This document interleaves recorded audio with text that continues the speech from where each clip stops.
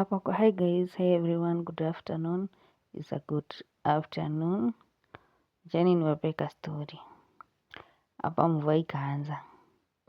Mvua ikanyesha.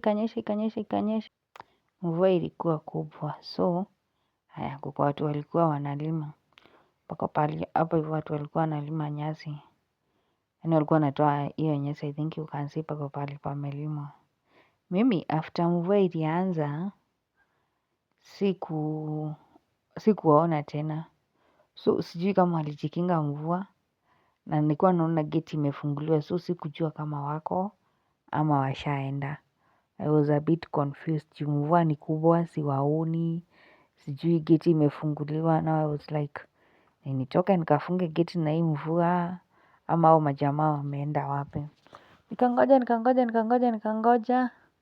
Sikuona kwenye walienda, imagine. Mi sijui kama walienda na mvua. Lakini watu wajichunge.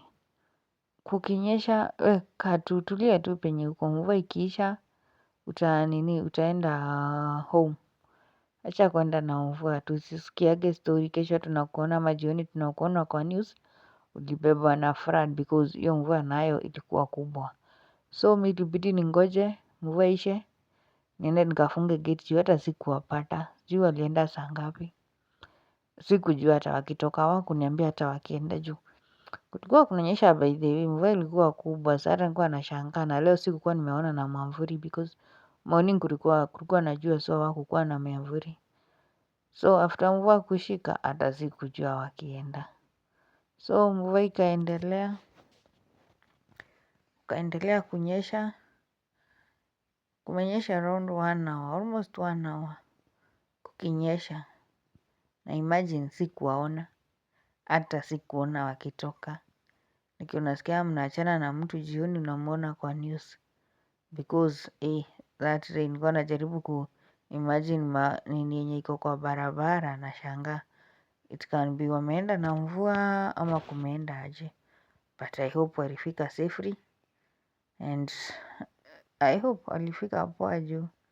Mi hata hawakuniambia bye. Sometimes it's good. Thank you very much for watching the video. Let us continue watching kukinyesha. Make sure you subscribe, like and share. Kunanyesha. Let us enjoy the nature. We enjoy the nature. Thank you. Make sure you subscribe the video.